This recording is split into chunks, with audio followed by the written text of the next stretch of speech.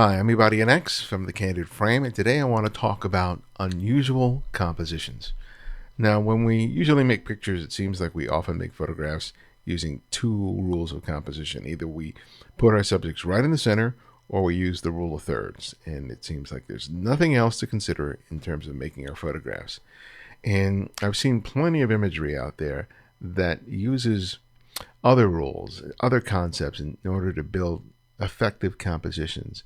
And I was taking a look at some of the images that you people have been kind enough to upload to the Flickr poll, and I saw people making unusual choices in terms of how they frame their subject in their scene.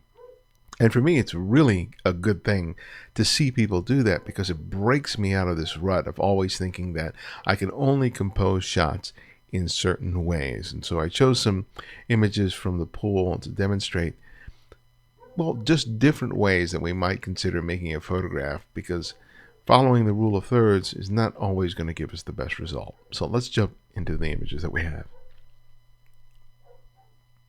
For our first image, we have this shot by Jimmy Dove Holt, shot with a Fujifilm X Pro 1. And this was the shot that I looked at that inspired me to have this as a topic. I look at the shot and I really wondered whether I would have made the same photograph. It pushes so many key elements to the edges of the frame. You have the people here in the lower right hand corner, the woman holding the umbrella. We have this other figure here at the bottom of the frame, and there's nothing that's really in the center. There's nothing that's really following the rule of thirds except, maybe this umbrella and this element here. And it's a complex shot which initially seems like it shouldn't work, but it does.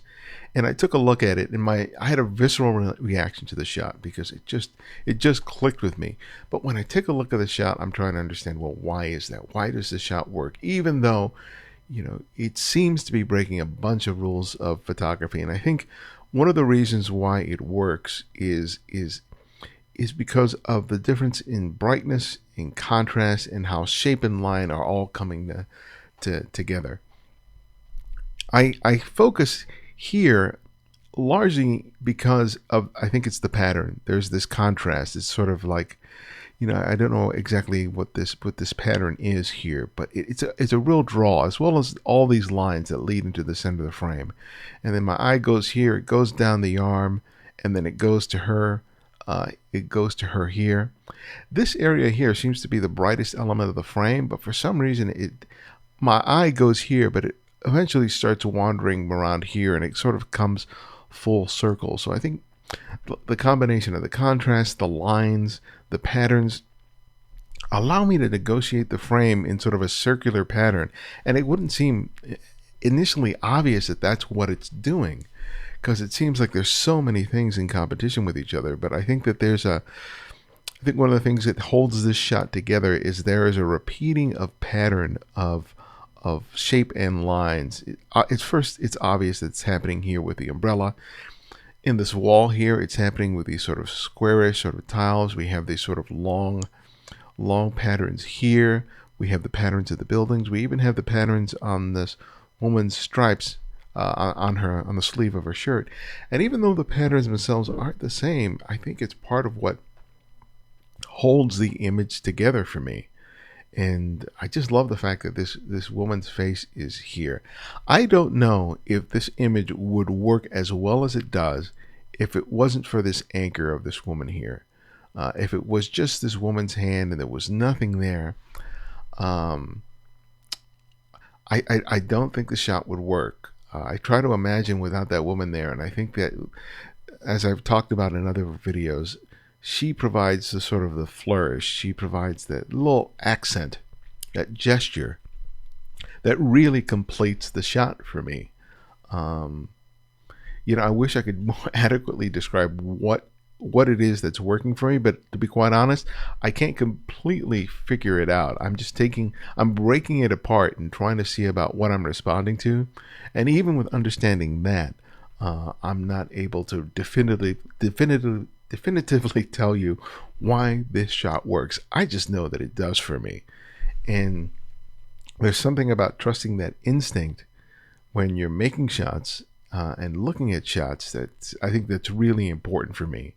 Uh, Sometimes I may not completely understand why a scene is working for me in a particular way, but I need to trust that and not judge it. And it's really difficult to do when you're out there shooting and making photographs, because you always want to fall back on old ways of seeing and old ways of shooting. But images like that really demonstrate to me that sometimes it's really worth taking a risk and trying something different. And I would love to hear the story behind this image. So if Jimmy sees this and he wants to post a little note between the underneath this photograph, I'd love to read more about it. Okay, here's another shot by Nicole Struppert. She don't see any information here, but it looks like she's a Fuji shooter. And again, here's a shot that breaks a lot of rules. I mean, the subject is blurred. I think there is a combination of subject movement as well as a bit of camera shake. So you have nothing in here that's tack sharp. But man, that doesn't seem to matter here. Here you have the subject whose eye is cut off, part of their body is cut off in the frame. So the big focal point of the shot is the hand and the cigarette, which is pretty much in the center of the frame. But instead of being static, which is usually what people complain about with a subject that's in the center of the frame, the blur of the camera and of the subject impress on us a sense of motion, a sense of energy that's happening here. And it really makes the image for me. There's obviously some sort of graffiti on the wall that's barely discernible. I don't know whether or not that was initially the draw for Nicole in making the shot, and then she just waited for this figure to come into the frame, or whether she was responding directly to the subject and chose purposely or accidentally to choose a slow enough shutter speed that we get this blur. Whatever the reason, it's a shot that really interests me. I see so many photographs of people walking down the street, or people smoking cigarettes, or people on their phone. So it's really interesting when I see a photograph where someone is doing just such that kind of activity, but the photographer does something different that makes that experience of that common motif and does something special with it. And I think that this shot does it. This line here that's coming from the left and goes through almost splits the frame is sort of like an arrow. I mean, if you look at the split of his hand here between his thumb and his hand, it seems to take on the shape of an arrow. So it seems like our eyes are directed from the left of the frame and just impacts with him just as he sort of meets that point.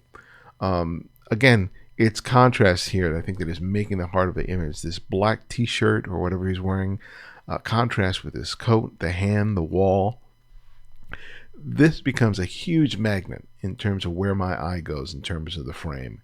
And I think it's really important. I don't know if this would have worked if there was less contrast in the scene, but I just know that it does. There's this other contrast here that we have in terms of the shadows on his face and the slightly darker tone of his face to the wall and to his coat. You have this wonderful other lines, including the arm coming up from the lower right-hand corner of the frame. Again, this is a shot where when you stop taking things literally, and this is what I do when I'm trying to analyze and trying to understand why a shot works or doesn't work, I stop looking at it as a man with a cigarette. I start looking at it in terms of line. I start looking at it in terms of color, in terms of gesture, focus, pattern, all those things, because I'm trying to figure out why I respond to the images in the way that I do. And I think that gesture is really key here for the shot. The way that he's holding the cigarette, his slightly open mouth, on top of everything else that I've talked about, really make this shot interesting. It stopped me, which I think is the essential goal of any photograph, is to stop people and make them linger to take a really careful look at a photograph. So in that respect, I think it really succeeds. Here's another shot by Emily Mocha, shot with a Sony DSC WX300 at 320th of a second at f4 at ISO 80. And this is a shot of a bullfight in Peru. And this is a really cool shot. because you have this shot where typically the focus would be on the bullfighter and the bull, but Emily here composes this shot to include this gesture of two people sharing a beer in the foreground, with the bullfighters and the bull itself serving as the background element. And it's such an effective photograph. It tells such a story here. And again, it's the gesture is so strong. But I think one of the things I really love about this shot is that it's layered. You have that first layer, which is obviously the people passing the bottle between each other.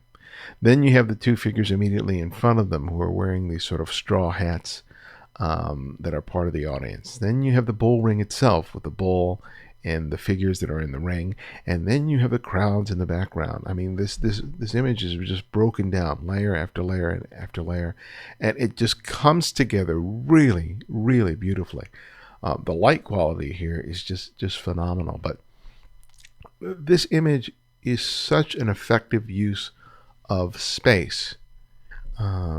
There's nothing in this shot that shouldn't be in the shot, and I think it's a real skill to be able to consistently look at a frame and to not just look at the subject, the main subject of your shot, which in many cases would have been the bull itself, and to think about it in terms of context. What are the other things in the scene that are around me that I could include in the frame to help tell the story of a scene, or to serve as a counterpoint to my main subject, so that I can create a more richer, fuller experience of what I'm seeing. And this shot, does that. It does follow the rule of thirds, because you have, the bull here at the 1/3 point, and then you have the men with the bottle and the hats, all using the rule of thirds in a vertical orientation. But it's how they consider all the elements playing together that I think is great. Sometimes I'm not thinking this way. It's hard sometimes, because I'm always looking for a subject, but I'm more and more trying to be very conscious of what's in my foreground and what's in my background, and trying to see how can I combine all those elements to make a shot that arrests somebody's attention and makes them want to explore the entire frame. And in this shot here, I'm doing just that. I not only just read the bull in the center of the frame and then move on to the next shot. I'm looking at all these details that are happening throughout the frame and really taking it in. I mean, this is just a great shot, a great moment, and good work, Emily. So here's this final shot by Michael Young, shot with a Fujifilm X-T1 at 1/26th of a second at f2 at ISO 1000. So it looks like there was, this is an anniversary party, 49 years, congratulations. And look at this shot, and for me, this is just wonderful. Obviously, Michael, when he made the shot, was sitting at the table. And so he had all the stuff, the dinnerware that was on the table, the decorations that were in these on the tables themselves, and have this couple here that are in this corner. And it captures just this wonderful moment of spontaneous emotion, of gesture, of just connection between these two. And ideally, I typically would not want to shoot with a big bright window behind the subject, or with a bunch of foreground stuff in that's kind of sort of busy in the front of the subjects, or obscuring some of the subjects. I would want like a clean, simple background, blah blah blah. And this doesn't matter, because the spontaneity of that expression of love, of joy, supplants everything else.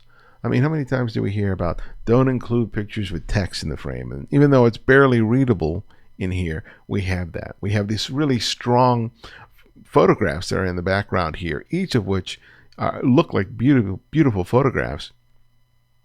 But, this moment is so strong, is so, is so touching, that all this other stuff that typically would prove a distraction in any other image isn't here.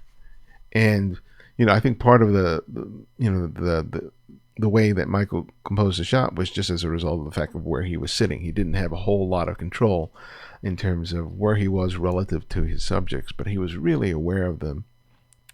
And I think that all of these elements sort of add a great sense of place to the shot. And you do have your subject here in the very center of the frame, but it's just the interaction between these two that makes the shot for me. I think that if this couple looked at this shot, I think it would capture an important aspect of their relationship with each other, even though all this other stuff is in the frame that other people might say is a distraction. I think it really adds to the moment because it really provides a sense of place. Even though the relationship of these people to this environment is only temporary, it captures a particular moment in time. It really tells a story about the fact that these people were celebrating at what looks to be a restaurant, which had these photographs up on the wall that had these decorations on the table, and it just speaks to the connection of two people. Now, this wooden post in the background, typically I would just rail against the fact that you have a distracting line in the back, and blah blah blah blah blah. But you know something? I'm just noticing it. I'm just noticing it now. And if it took me that long to notice it, that really speaks to the effectiveness of the photograph overall. Sometimes you're going to have shots that have elements in there that with other shots would ruin a photograph. That would be a distraction that you would think, oh, I got to Photoshop that out, or I got to darken it, I got to do whatever with it. I hardly noticed that here because I just keep going back to the couple. And I think that's, if we can make more shots like this, especially of family and friends of occasions that really show what people mean to each other rather than just have them posing, then we're really on our way to being more effective photographers. So Michael, I just give you kudos for this shot. This is a great moment. All right, so I hope you guys enjoyed that video. Please feel free to continue posting images up on the Flickr pool. If you've not added yourselves there, please do. It's free, and you just have to ask to be invited to the group, and I will let you in.